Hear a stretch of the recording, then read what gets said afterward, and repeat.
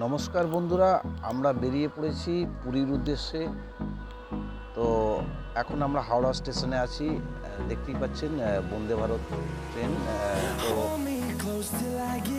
যেহেতু আমাদের ট্রেন আগে থেকে রিজার্ভেশন করা ছিল, তো সবথেকে বড় কথা এই মুহূর্তে কিছু টিকিট কনফার্মেশন হয়নি। তো যাই হোক, আমরা এখন ট্রেনে উঠে পড়েছি। পুরীর উদ্দেশ্যে ট্রেনে রওনা দিয়েছি। ট্রেনের মধ্যে আমরা বেশ কিছু খুনসুটির মাধ্যমে চললাম। আমরা পৌঁছে গিয়েছি পুরীর হোটেলে। জাস্ট আমরা তার নিচে আমরা কিছুটা ঘোরাঘুরি করছি আর কি। পুরীর হোটেল নিয়েছি।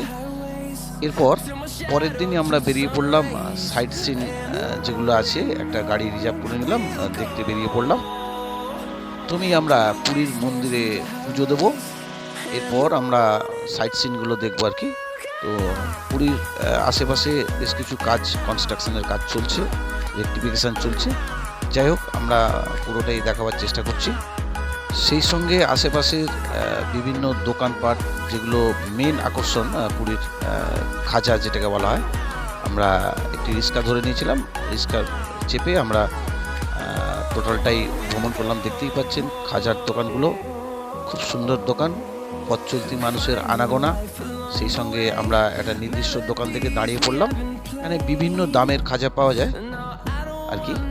পরেই আমরা পুরীর নন্দনকানন, যে চিড়িয়াখানা যেটাকে বলা হয়, আমরা এখানেই কিছুক্ষণ কাটালাম। তারপরেও একটা সাইট সিন ছিল, ওখানেও আমরা বেশ কিছুক্ষণ কাটালাম। পরে চলে এলাম আমরা সূর্য মন্দির।